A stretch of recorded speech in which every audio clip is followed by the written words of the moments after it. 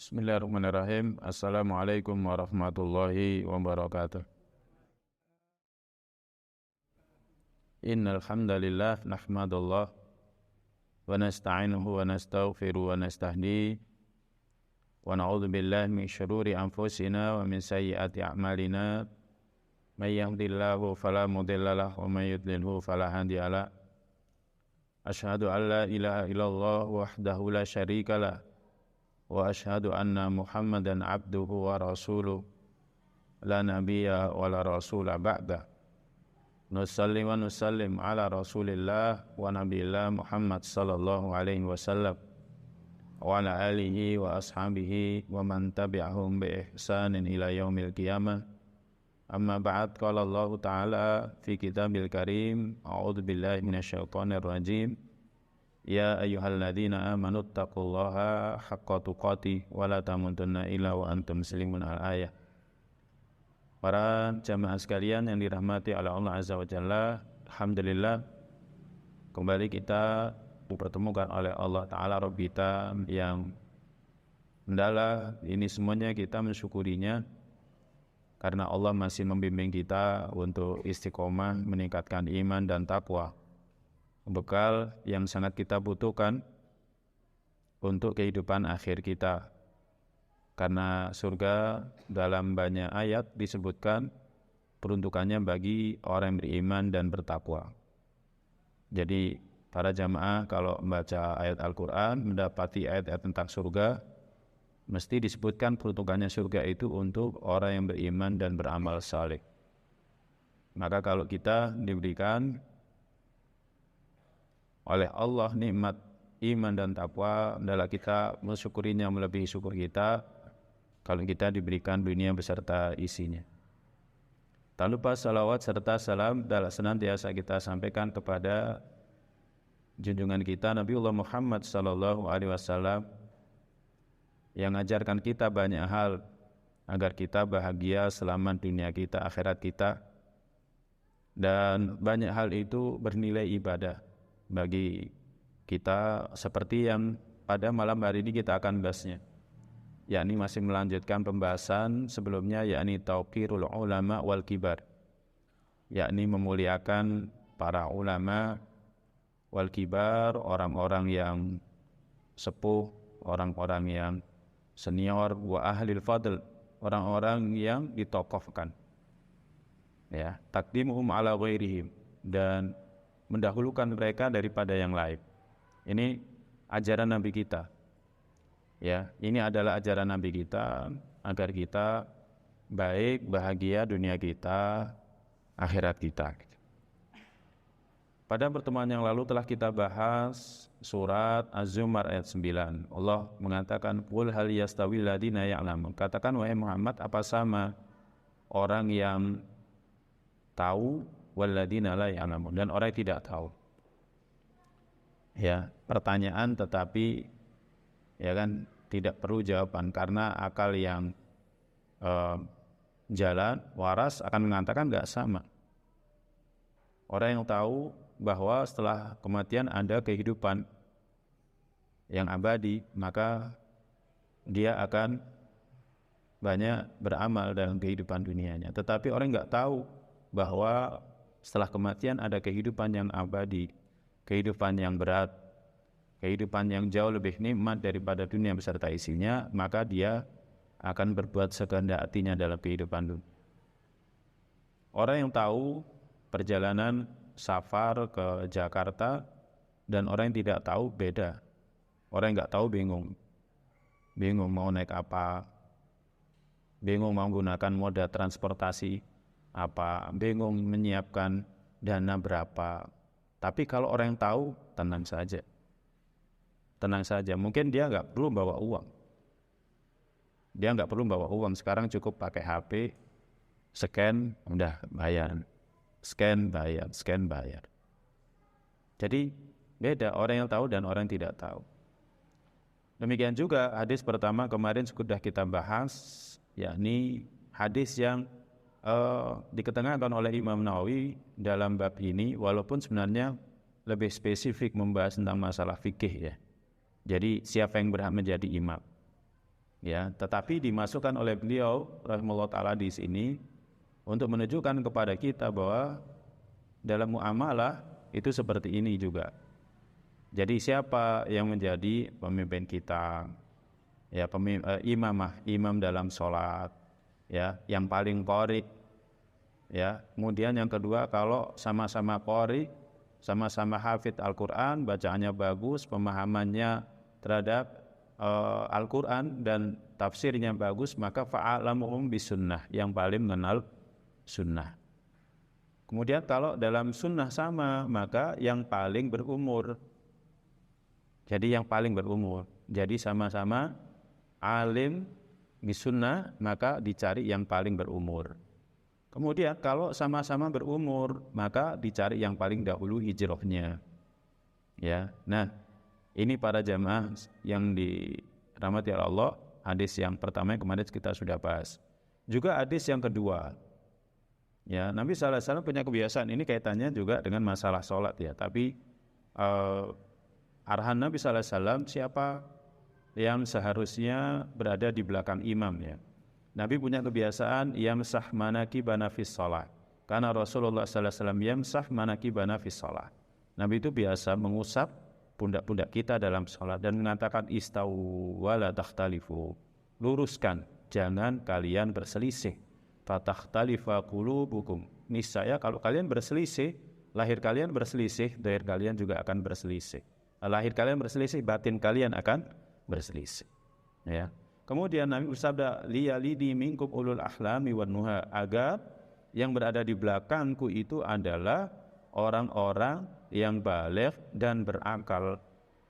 Jadi yang di belakang safnya Nabi SAW itu orang baligh dan berakal. Kalau misalkan terjadi apa-apa pada beliau, maka yang di belakangnya langsung melanjutkan imamah. Nah seperti itu. Nah ini menunjukkan bahwa orang yang berakal, orang yang baligh, apalagi kalau dia lebih berumur, maka dia lebih berhak. Kalau dalam sholat saja seperti ini, sama, di luar sholat pun juga sama. Karena hakikatnya sebenarnya gambaran seorang muslim di luar sholat itu adalah gambaran seorang muslim dalam sholat. Kalau dalam sholatnya itu ucapannya doa, ucapannya bacaan Al-Quran, ucapannya zikir, maka seharusnya di luar sholat itu sama seperti itu. Kalau di dalam sholat dia senantiasa jamaah, senantiasa berjamaah, tidak menyendiri, maka dalam sholat pun sama. Di luar salat pun sama. Nah seperti itu. Kita lanjutkan hadis yang berikutnya, hadis yang ketiga. Seingat saya belum dibahas lagi. Dari Ibnu Mas'ud radhiyallahu ta'ala anhu, dia mengatakan Nabi sallallahu alaihi wasallam bersabda, masih sama, semakna, hanya nguati. Liyalini minkum, hendaklah yang berada di belakangku dari kalian ulul ahlami wan nuha, yakni orang yang baligh dan berakal. Tsummal ladina yalunhum, kemudian berikutnya setelahnya. Maksudnya yang ada di sampingnya adalah yang derajatnya atau tingkatnya di bawahnya. Kemudian seterusnya seperti itu. Talata, 3 kali. Ya kan? Nabi sallallahu alaihi wasallam menyebutkan seperti ini. Liyalini minkum ulul ahlami wan nuha, tsummal ladina yalunhum.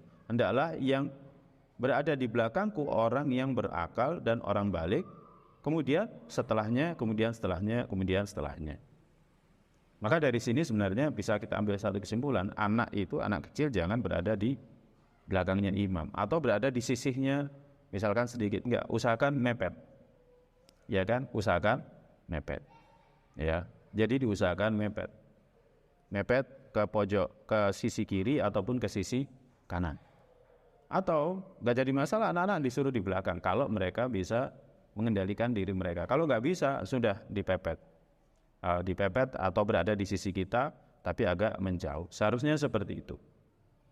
Dan sebenarnya ajarannya Nabi itu ajaran yang paling baik ya. Anak itu sebenarnya kita ajari sholat itu sebenarnya usianya berapa? Kalau kembali ke hadis Nabi itu usianya 7 tahun. Karena Nabi sallallahu alaihi wasallam bersabda, muru auladakum bisolati wa hum abna'u sab'i sinin. Suruh anak-anak kalian salat ketika usia mereka itu sudah 7 tahun. Kenapa 7 tahun? Karena 7 tahun itu rata-rata anak sudah mumayyiz. Jadi rata-rata anak itu sudah bisa diingatkan, sholat diam. Tapi kalau masih kecil nggak bisa. Makanya sebenarnya khairul huda Muhammad sallallahu alaihi wasallam. Sebaik-baik petunjuk itu petunjuknya Nabi. Makanya kita jarang lihat di Arab itu. Ya kan? Kita jarang lihat di Arab itu. Anak yang usianya belum 7 tahun itu diajak ke masjid itu jarang sekali. Jarang. Karena apa? Karena tahu hadisnya Nabi. Ya, tahu hadisnya Nabi. Jadi kalau usianya belum sampai 5 tahun jarang mereka diajak. Apalagi sampai bayi itu jarang diajak. Ya, kita orang Indonesia karena sayangnya sama anak sampai usia bayi pun diajak. Saking semangatnya ikuti pengajian, ikut salat jamaah, bayinya juga diajak. Boleh atau enggak? Ya boleh. Tetapi sebaik-baik petunjuk itu adalah petunjuknya Nabi kita sallallahu alaihi wasallam. Nah, mungkin kita bertanya bagaimana kita ngajari anak kita sholat. Sedangkan kita sholat jamaah, anak-anak kita sholatnya di rumah. Ada hadis Nabi yang lain yang menjelaskan tentang sholat sunnah itu yang afdal dilakukan di rumah. Nah, itulah kita di situ didik anak kita. Makanya disebutkan oleh para ulama di antara pelajaran keutamaan sholat sunnah di rumah itu adalah kita didik anak kita untuk sholat bersama. Jadi masalah anak kita juga belum mukallaf, ya kan? Tapi yang jelas dia tahu bahwa abinya laki-laki sholat di luar, sholat di masjid. Kemudian pulang dia sholat di sholat sunnah, kemudian berjamaah dengan anak-anaknya. Jadi seperti itu, ya. Nah, tapi kalau misalkan kita ingin nanti daripada di rumah main HP terus lihat televisi, nggak jadi masalah. Asalkan dia bisa dikendalikan. Kalau nggak bisa dikendalikan, sebaiknya tidak. Sebaik-baik usia itu adalah seperti yang disebutkan Nabi sallallahu alaihi wasallam. Ajari anak kalian sholat ketika usia mereka itu 7 tahun. Kalau misalkan tidak bisa dikendalikan. Nah, ini para jamaah. Kemudian Nabi mengingatkan wa iyyakum wahayyati al-aswaqi. Hati-hati kalian daripada keburukan pasar-pasar. Haisyat itu sebenarnya maknanya campur baur, ya kan, debat, teriak, ya kan, kemudian fitnah dan lain sebagainya yang seringkali terjadi di pasar. Nabi SAW mengingatkan wa iyyakum, ya kan, wa haisyati al-aswaq. Hati-hati kalian dengan fitnah seperti yang terjadi di pasar. Ya, di pasar. Jadi mana haisyat itu adalah campur baurnya, laki perempuan, ya kan, campur di sana. Demikian juga munazaat, ya kan, enggak, saya enggak mau harga sekian, saya mau harga sekian. Kalau enggak mau, ya sudah, aku enggak mau beli, aku tak cari yang lain, gitu, ya kan. Kemudian khusumat, ya, sampai terjadi perselisihan, pertengkaran, ya kan, ya, sampai ada yang ngasih pesugihan, kemudian sebelahnya akhirnya rugi dan lain sebagainya. Masa sekarang itu terjadi. Pernah jamaah saya sendiri itu cerita di Pasar Lawang, ya kan, dia cerita sama pelanggannya dicari, sampai 3 hari kemana kok tutupan? Saya 3 hari buka kok tutupan? Saya 3 hari buka. Loh enggak, tutup, buka. Ya. Dan saya kemarin juga tahu ada orang jualan, orangnya lugu, tapi dia berkerudung, ya kan, dia jualan ayam crispy. Ya, pelanggannya karena enak, pelanggannya datang ke sana, Mbak, sampean kok lama enggak jualan? Loh, saya itu jualan 24 jam, saya sampai malam jualan. Enggak, sampean enggak jualan. Itu. Jadi orang saking bencinya sama orang lain itu, dia pasangi guna-guna. Itu nyata para jamaah. Nyata, walaupun pakaiannya ya pakai kerudungan, pakai sarung, pakai songkok gitu kan. Kalau dulu yang biasanya kayak gitu kan yang tampangnya serem-serem kayak gitu. Tapi enggak, sekarang enggak. Yang berdasi pun bisa pakai kayak gitu. Ya, terjadi. Primitif, ya. Nah, jadi Nabi SAW mengingatkan jangan seperti itu. Ya kan? Suara ditinggikan di pasar. Ya kan, teriak-teriak, ya kan, narik pembeli dan lain sebagainya, fitnah dan lain sebagainya. Nabi SAW mengingatkan di masjid jangan seperti itu. Hadis sahih diriwayatkan oleh Imam Muslim. Nah, hadis ini nambahi pelajaran hadis sebelumnya, ya. Para jemaah silakan dirujuk pelajaran hadis yang kedua. Nah, ada tambahan pelajaran dari hadis yang ketiga ini, yakni larangan bagi orang yang sholat berselisih, berdebat dan mengangkat suara di masjid. Ya, diskusi sampai akhirnya debat, suaranya ditinggikan, tidak boleh. Ya kan? Tidak boleh. Karena hal ini akan mengganggu kekhusyuan.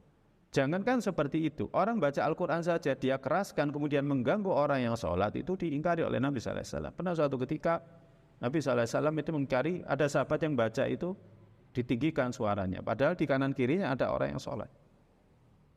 Ya, ini mengganggu kekhusyuan. Apalagi kalau berselisih di masjid, apalagi kalau berdebat di masjid, apalagi kalau mengangkat suara di masjid. Ya, lain halnya kalau majelis ilmu ya, karena memang kalau majelis ilmu suaranya nggak ditinggikan ya nggak bisa. Bagaimana akan menyampaikan ilmu suaranya nggak ditinggikan? Ya, saya nggak bisa membayangkan ya. Kalau masanya Imam Ahmad dulu itu yang hadir pengajian itu sampai ribuan. Padahal masa dulu itu nggak ada pengeras suara.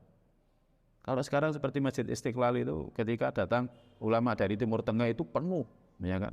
Masanya Imam Ahmad bin Hanbal itu penuh. Bagaimana dulu meninggikan suaranya? Kalau sekarang cukup dengan pengeras suara ini akhirnya suaranya bisa menjangkau kemana-mana. Ya, jadi ini adalah satu pengecualian ya, karena memang di situ adalah majelis ilmu ya.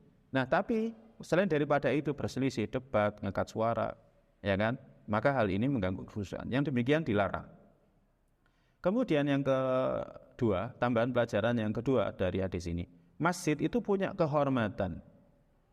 Jadi masjid itu punya kehormatan. Nah, kehormatannya masjid itu, ya kan, tidak boleh kita kita cederai ya. Ya, jadi kita dagang di masjid, mencari barang hilang atau bernasyid. Ya, sekarang kita nggak nasyid, tapi suara dering kita ini masuk ke masjid. Hati-hati para jamaah. Maka sebaiknya nada deringnya digantilah. Pertama, jangan lagu. Yang kedua, silent sajalah. Wah, nanti kalau ada orang telepon gimana? Salah dia, kenapa telepon waktu sholat? Kita harus biasakan. Orang yang muamalah dengan kita itu tahu waktu kita sholat, waktu kita istirahat. Kita kalau ngurusi seperti ini terus para jamaah, nggak akan selesai. Nggak akan selesai. Jadi nggak akan selesai. Ya, saya alhamdulillah sampai sekarang saya silent terus, nggak pernah ini. Kalau ada yang telepon, afwan, saya nggak tahu kalau ada telepon, gitu aja sudah. Ya, ya, insya Allah rezeki kita nggak akan berkurang. Dan kalau HP ini kita nyalakan, rezekinya nggak akan nambah. Ya kan? HP-nya ini kita silent, kita matikan, nggak akan nambah rezeki kita. Kita nyalakan juga nggak akan bertambah. Kita matikan nggak akan berkurang. Saya seringkali bicara kepada jamaah yang biasa ngojek itu. Jenengan ngojek waktu sholat, rezeki ini jenengan nggak akan nambah. Kok bisa? Iya, orang-orang pada sholat. Maka sholat sekalian gitu kan. Nah, nanti selesai sholat ngojek lagi. Kan kayak gitu. Jadi dengan adanya kita mencari rezeki ketika sholat, rezeki kita nggak akan nambah. Tapi kalau kita sholat, rezeki kita juga tidak akan kurang. Sudah ditentukan. Rufi'atil aqlam wa juffatis suhuf dalam hadis Ibnu Abbas. Tinta itu sudah diangkat dan lembaran takdir itu sudah, ya kan, sudah mengering. Nah, jadi para jamaah sekalian yang dirahmati Allah, rezeki kita sudah ditentukan. Maka ya kan, jaga kehormatan masjid, ya jangan berdagang, jangan mencari barang hilang, jangan bernasih. Mungkin gak di nada dering, tapi ada yang mengadakan kegiatan di masjid, ya kan? Tapi isinya nasyid dan lain sebagainya. Aduh, sedih sekali. Ya, apalagi kalau nasyidnya itu nyopas dari lagu dangdut. Memang nasyid, tapi isinya lagunya nadanya nada dangdut. Na'udzubillah min dzalik. Ya, para jamaah, ya kita harus melihat dengan hati kita lah. Jangan sampai seperti itu. Siapapun orang yang mati kalau nyanyi itu mesti akan mengatakan nggak baik. Walaupun yang menghalalkan musik. Tanya saja orang menghalalkan musik itu. Gimana kalau misalkan mati lagi nyanyi? Kayak saya barusan diberitahu jamaah tadi malam.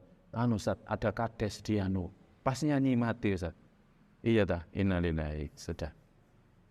Sudah, eman. Kemudian yang terakhir, wajib membedakan shaf laki-laki dan perempuan, tidak boleh campur baur seperti pasar. Makanya yang lagi viral itu, ya itu enggak membaca hadis ini. Ya, yang lagi viral. Oke. Di soft pertama lagi mau dijadikan khotib lagi. Ya kan? Itu enggak membaca hadis ini. Ya. Apalagi mengatakan punya madhab yang lain. Madhab lain. Ya memangnya beliau rahimahullah ta'ala itu hafal hadis. Al-Quran saja mungkin enggak hafal. Ya kan? Sedangkan imam 4 madhab kita semuanya tahu mereka hafid Al-Quran, mereka juga hafal hadis. Imam Syafi'i punya periwayatan hadis sendiri. Imam Ahmad bin Hambal itu gurunya para ulama hadis, gurunya Imam Bukhari, gurunya Imam Muslim. Ya kan? Nah, kok membuat madhab sendiri. Nah, ini jadi wajib bedakan soft laki-laki dan perempuan. Wajib. Ya kan? Dan kita semuanya tahu ini dari masanya Nabi sallallahu alaihi wasallam sampai saat ini. Makanya para jamaah dalam kondisi seperti ini perlu ngaji yang benar. Jadi ngaji Al-Qur'an dan tafsirnya, hadis dan sarahnya. Nanti yang salah itu akan ketahuan dengan sendiri. Lanjut hadis yang keempat. Diriwayatkan dari Abu Yahya Qila Abu Muhammad Sahal bin Abi Hathmah, ya, Al-Ansari. Dia mengatakan intalaqa Abdullah bin Sahal wa Muhayyisah bin Mas'ud ila Khaybar. Abdullah bin Sahal dan Muhayyisah bin Mas'ud ini pergi menuju Khaybar, ya. Wa hiya yauma idzin sulfun. Nah, ketika itu ada gencatan senjata. Ketika itu ada gencatan senjata, ada perdamaian. Fatafaraqu, kemudian keduanya berpisah. Kemudian fa'ata Muhayyisatu ila Abdullah bin Sahal. Kemudian setelah berpisah, Muhayyisah ini menemui Abdullah bin Sahal. Wa huwa yatashakhatu fi damihi qatilan. Dia ketika itu berlumuran darah, terbunuh. Fadafanahu, akhirnya Muhayyisah ini pun memakamkannya. Tsumma qadimal Madinah, kemudian dia datang ke Madinah. Fantalaqa Abdurrahman bin Sahal wa Muhayyisah wa Khuwayyisah Ibnu Mas'udin ila Nabi sallallahu alaihi wasallam. Kemudian Abdurrahman bin Sahal ini saudaranya tadi yang terbunuh, Abdullah bin Sahal. Kemudian Muhayyisah, ya, temannya ini, yang saksi ini, yang mengetahui bahwa sahabatnya itu terbunuh. Wa Khuwayyisah, ya kan, saudaranya Muhayyisah, keduanya Ibnu Mas'ud, anaknya Ibnu Mas'ud, kepada Nabi sallallahu alaihi wasallam. Fada Abdurrahman yatakallam, maka Abdurrahman ngomong di hadapan Nabi sallallahu alaihi wasallam. Ya mungkin dia berbicara karena apa? Karena dia ahli warisnya. Ya kan, karena yang meninggal itu adalah saudaranya. Tetapi Nabi bersabda, kabir, sing besar sing ngomong. Jadi yang ngomong yang besar. Bahwa ahdathul qaum. Ya kan? Dan ketika itu Abdurrahman itu ya hitungannya adalah junior. Makanya Nabi sallallahu alaihi wasallam bersabda, kabir, sing senior yang bicara, yang senior. Ya. Maka fasakata, akhirnya dia diam. Fatakallama, maka keduanya Muhayyisah dan Khuwayyisah berbicara. Kemudian Nabi sallallahu alaihi wasallam bersabda, atakhlifuna wa tastahiquna qatilakum, apakah kalian bersumpah kalian punya hak atas yang bunuh kalian? Ya, maksudnya kalau dia merasa punya hak, ya kan, karena ada hubungan kerabatan, waris, ya, misalkan seperti itu, maka dia bebas menentukan, oh saya maafkan.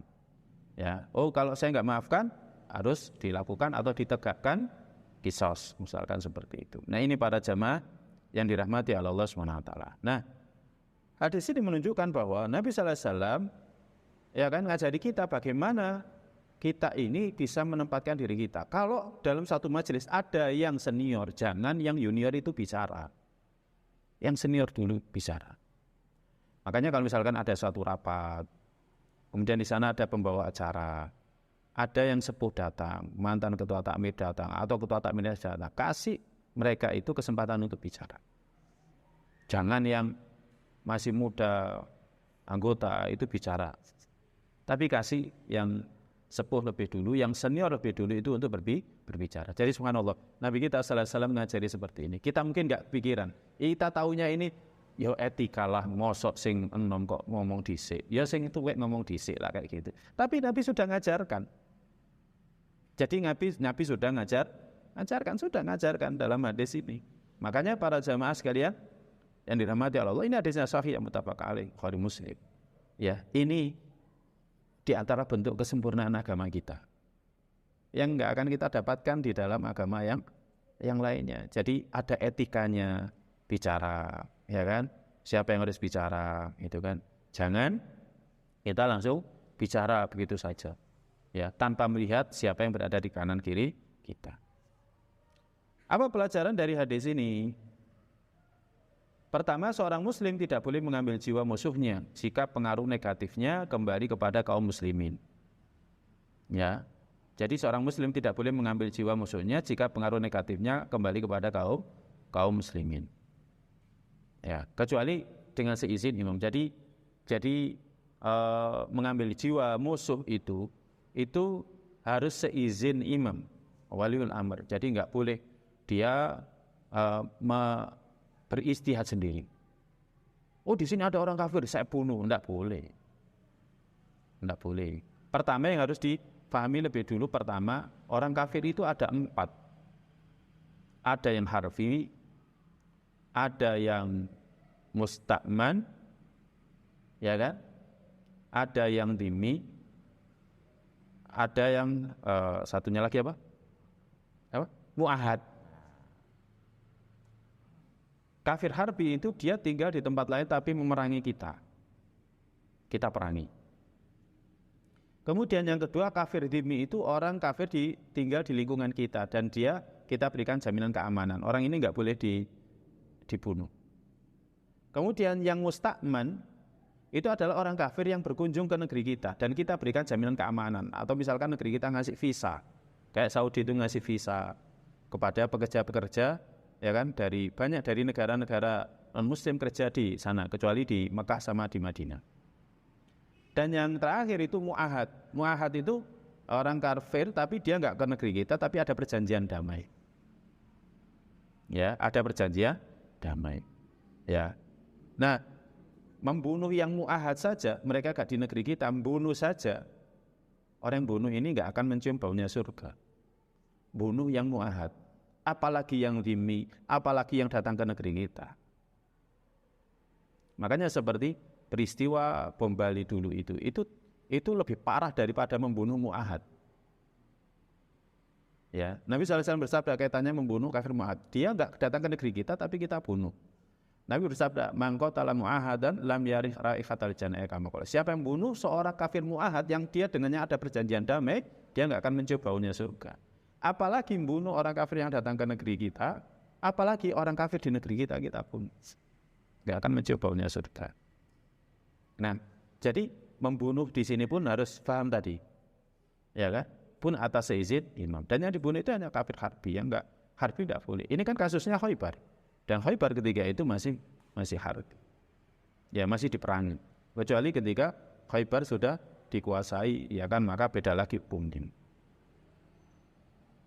Makanya para jamaah, mau perang itu kita harus belajar ilmu fikihnya sama seperti kalau kita mau haji umroh itu belajar manasik. Nah, kayak gitu loh.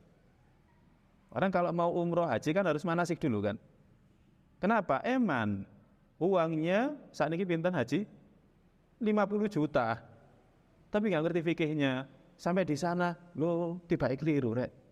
Wingi kok tanggal 8 gak nyang Mina, tapi langsung ke Arafah tanggal 9. Lah. Kayak gitu kan.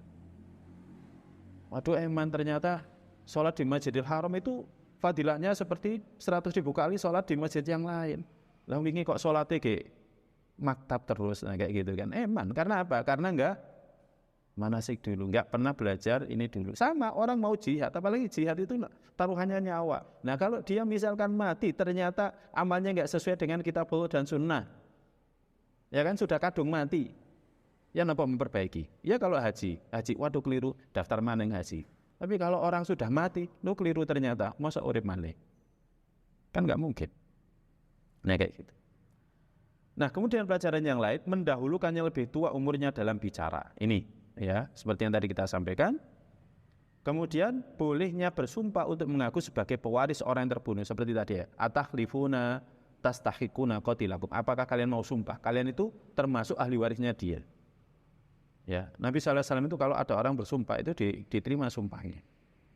Ya, asalkan dia mau sumpah. Makanya orang munafik ketika datang ke Nabi menyampaikan udurnya, wahai Rasulullah, saya gak ikut perang gini dan lain sebagainya. Ya sudah, tak doakan semoga Allah mengampuni dosa-dosa kalian. Tapi ketika Ka'ab bin Malik datang, wahai Rasulullah, saya enggak punya alasan. Saya ini ahli bicara. Saya ini adalah ahli bicara, ya kan? Kalau sekiranya saya bicara di hadapan manusia yang lain, saya bisa bersilat lidah, saya bisa bohongi dia. Tapi kalau saya ngomong di hadapan Anda, mesti Allah akan bongkar hakikat saya. Saya ngomong jujur, saya enggak punya alasan enggak ikut perang Tabuk. Maka Nabi mengatakan, adapun dia benar. Ya, 3 orang kisah yang pertaubatannya itu ditangguhkan. Monggo dirujuk di kitab Riyadhus Shalihin bab taubat. Jadi boleh bersumpah, ya, dan orang kalau sudah bersumpah biasanya oleh Nabi SAW itu sumpahnya diterima. Hadis kelima dari Jabir radhiyallahu taala anhu bahwa Nabi SAW kana yajma' bainar rajulaini min qatla Uhud, yakni fil qabr. Rasulullah SAW itu pernah mengumpulkan antara 2 orang min qatla Uhud, dari yang terbunuh pada saat peristiwa perang Uhud, yakni fil qabr, dalam satu kubur. Jadi Nabi SAW pernah mengumpulkan 2 orang yang meninggal dalam peperangan Uhud itu di dalam satu liang lahat. Tsumma yaqulu, kemudian Nabi bersabda, ayyuhuma aktsaru akhadhan lil Qur'an. Siapa di antara mereka berdua yang paling banyak hafalan Al-Qur'annya? Fa idza usyira lahu, maka jika ditunjukkan kepada si A misalkan, ya kan, usyira lahu ila ahadima, kepada si A, qaddamahu fil lahdi, maka didahulukan dia masuk ke dalam liang lahat. Imam Nawawi memasukkan bab ini dalam pembahasan ini untuk menunjukkan bahwa orang kalau hafalannya lebih banyak, orang lebih banyak mengenal sunnah, orang lebih dahulu hijrahnya, maka akan lebih didahulukan masuk ke dalam liang lahat. Ya, jadi sampai seperti itu. Dan Imam Nawawi mengambil fikihnya itu juga sampai sedalam ini. Ya, berarti dimasukkan ke liang lahat. Bagaimana lahatnya? Ya sudah ditempelkan ke arah kiblat. Kemudian satunya di belakangnya, kemudian baru ditutup dengan papan. Nah, para jamaah, lahat itu apa sih? Lahat itu lingkaran, setengah lingkaran itu. Ada 2 macam pemakaman. Saya pernah tahu sendiri di kakek saya itu, kalau di sana itu dibelah, jadi bagian tengahnya dibelah. Ya, itu boleh. Jadi itu boleh.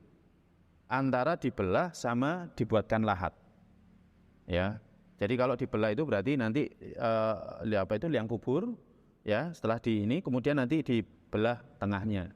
Nah, nanti jenazahnya dimasukkan di situ, kemudian ditutup di atasnya papan. Seperti itu boleh. Tapi yang paling afdol adalah lahat. Dan ini yang dipilih para sahabat ketika makamkan Nabi SAW. Jadi ketika itu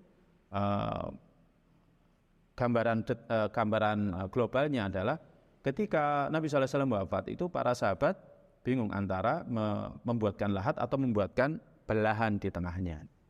Sampai akhirnya mereka beristihad, ya kan? Ternyata yang lebih dulu datang itu adalah yang buat lahat, ya kan? Akhirnya pun dibuatkan lahat. Maka sejak saat itu, ya kan, para ulama berpendapat ya salah satunya yang afdol itu adalah membuatkan lahat, bukan dibelah bawah. Nah, berarti lahatnya satu, kemudian yang satunya ditaruh di belakangnya. Jadi yang berada di bagian depan ke arah kiblat itu adalah yang paling banyak hafalan Al-Qur'annya. Kemudian yang di belakang adalah yang hafalan Al-Qur'annya berikutnya. Nah, seperti itu. Jadi sampai sedetail ini Imam Nawawi memasukkan hadis ini dalam pembahasan ini. Selain daripada ada pelajaran yang lainnya yang bisa kita dapati. Apa pelajaran dari hadis ini? Bolehnya mengebumikan 2 atau 3 orang dalam satu kubur ketika dalam kondisi darurat. Ya seperti yang terjadi pada kejadian ini. Mungkin kita melihat berkata seperti ini. Kan ketika itu sebenarnya kan daerah Uhud sana. Kalau misalkan tiap orang digalikan satu lahat itu kan sebenarnya bisa. Para jamaah barangkali sudah pernah umroh ataupun pernah haji, itu kan biasanya kan ziarah ke Masjid Nabawi. Nanti kan juga diajak ziarah ke daerah Uhud. Di sana ada pekuburannya para syuhada Uhud. Aslinya kan sana luas. Mungkin kita berpikir gini, loh kenapa mereka enggak dibuatkan sejumlah liang lahat? Sejumlah mereka yang mati dibuatkan juga sejumlah itu liang lahatnya. Kita harus tahu para jamaah, para sahabat itu sudah lelah ketika itu. Ketika perang itu sudah lelah, ya kan? Pertama lelah, kemudian yang kedua kalah, jadi lahir batinnya itu sudah lelah, ya kan? Sehingga dibuatkanlah seperti itu. Ini kan kondisinya darurat, ya kan?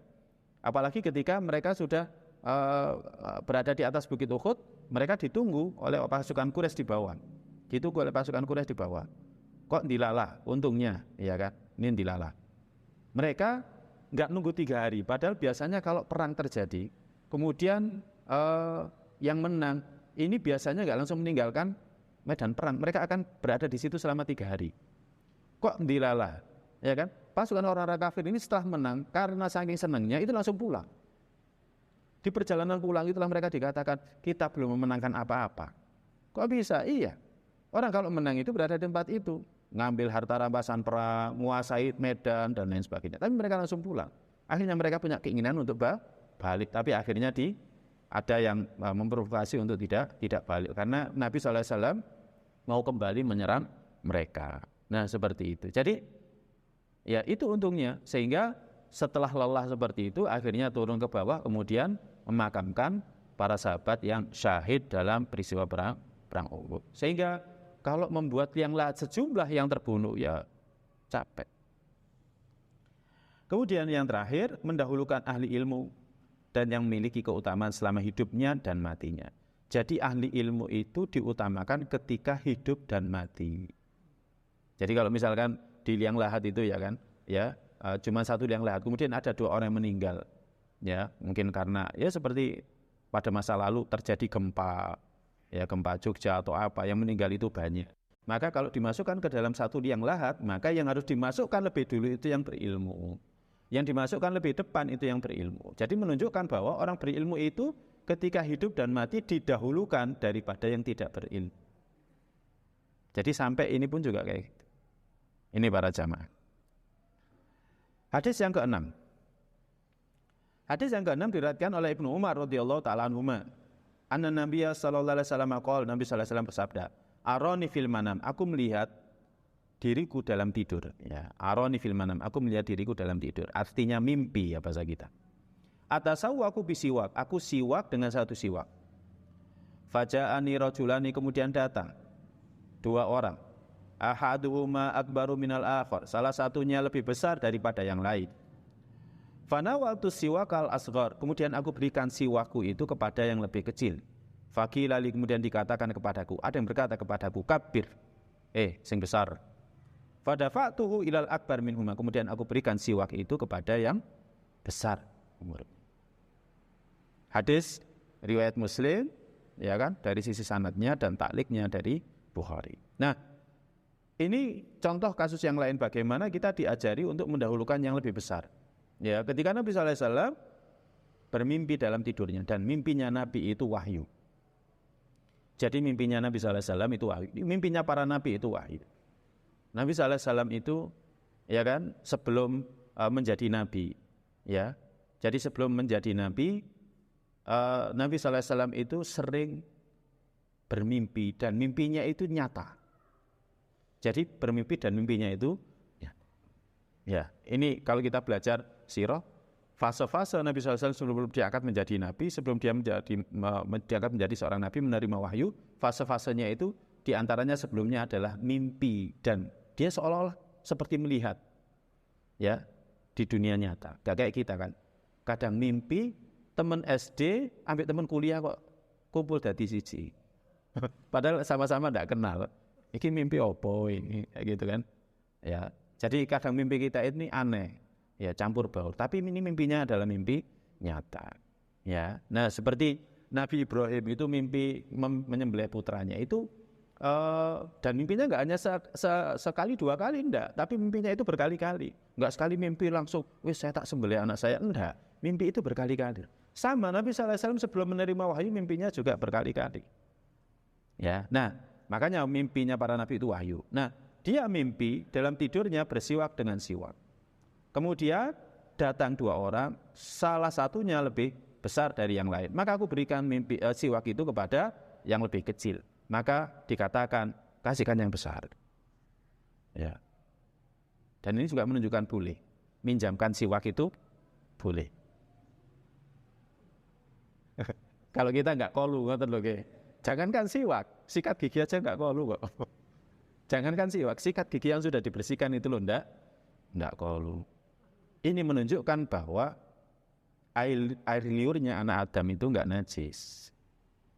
Dan juga binatang-binatang yang disembelih itu tidak najis. Seperti kisahnya Nabi SAW ketika liurnya binatang tunggangannya itu netes ke tubuhnya, itu enggak najis. Ya, makanya anak pondok itu biasa. Ini satu gelas itu berbagi itu biasa. Satu sendok berbagi itu biasa. Ya, saya sudah ngalami makan satu timba. Ya, ini kebersamaan di pondok, enggak ada di luar. Satu timba buat mie 10 biji, keliling. Makanya 3 sendok dulu. Jadi sendoknya ya satu itu, gantian. Oh masih ada sisa, ayo lagi. Ya, masih ada sisa lagi gitu. Terus minumnya sama, ditaruh di timba juga. Timba untuk cuci-cuci. Ya. Ya, terus ada lagi, ada minum lagi itu minum. Ya. Jadi seperti itu. Nah, apa pelajaran dari hadis ini? Yang pertama, anjuran menggunakan siwak. Ini termasuk sunnah nabawiyah. Bahkan sunnah yang muakkad. Ya, untuk membersihkan mulut, untuk mendatangkan ridho. Ya kan? Jadi mendatangkan ridho, membersihkan mulut dan mendatangkan ridho. Lebih khusus ketika wudhu, ketika mau sholat dan membaca Al-Quran. Ini dianjurkan. Kondisi-kondisi seperti ini dianjurkan. Maka sebenarnya dalam Islam itu membersihkan gigi itu bukan 2 kali sehari. Kalau dokter gigi saja nganjurkan berapa? 2 kali saja. Dokter gigi itu rata-rata nganjurkan itu, tapi sulitnya setengah mati. Makanya yang paling bagus ini sebenarnya ya siwak. Ya. Tapi kata-kata siwak, para ulama menyebutkan seperti Syekh Utsaimin, siwak itu bukan berarti kayunya itu enggak. Siwak itu adalah perbuatannya. Apakah menggunakan kayu arak, yang kita pakai itu namanya kayu arak, atau menggunakan sikat gigi enggak jadi masalah. Cuman masalahnya kalau kita menggunakan sikat gigi seringkali menyebabkan luka, ya kan, sering luka berdarah. Kalau menggunakan siwak enggak, insya Allah enggak. Terus enggak perlu air, langsung dibawa saja. Tapi kalau pakai sikat gigi mesti harus nyari air dulu kan gitu, harus kumur, nyari wastafel. Kemudian mendahulukan yang lebih tua dalam menggunakan siwak. Ya, mendahulukan yang lebih tua dalam menggunakan siwak. Setelahnya maka didahulukan yang kanan. Jadi kalau kita mau memberikan siwak, yang tua dulu, setelah yang tua baru yang kanan. Jadi setelah yang tua baru yang kanan. Ya. Nah, para jamaah, ini pengecualian karena aslinya sunnahnya itu, ya kan? Kalau setelah seseorang itu pakai itu yang kanan. Orang itu misalkan gini ya. Misalkan dikasih makanan. Ya kan? Setelah yang ini itu seharusnya yang kanan, terus sampai keliling. Ya, sampai utara. Ya, kecuali siwak dimulai dari yang lebih tua dulu, baru setelah yang lebih tua baru yang kanan. Ya. Jangan yang kiri, yang kanan. Itu termasuk sunnah. Ya, termasuk sunnah. Tapi kalau urusan makan biasanya enggak lihat itu. Ya, jadi lihat apa? Lihat yang lapar lebih dulu. Kemudian bolehnya menggunakan siwak orang lain dengan seizinnya. Pelajaran berikutnya, mimpi para nabi itu benar. Mimpi nabi menjadi syariat yang harus diikuti. Ini hanya mimpi nabi, bukan mimpi selain nabi. Bukan mimpi selain nabi. Kalau mimpi selain nabi bukan dalil. Makanya ini membantah keyakinan sufi. Keyakinan tasawuf. Keyakinan tasawuf itu adalah mimpi mursyidnya itu jadi syariat. Dia mimpi zikir sekian, baca tasbih sekian, istighfar sekian dan sebagainya. Itu tidak jadi syariat. Yang jadi syariat itu hanya mimpinya para nabi. Selain daripada nabi tidak.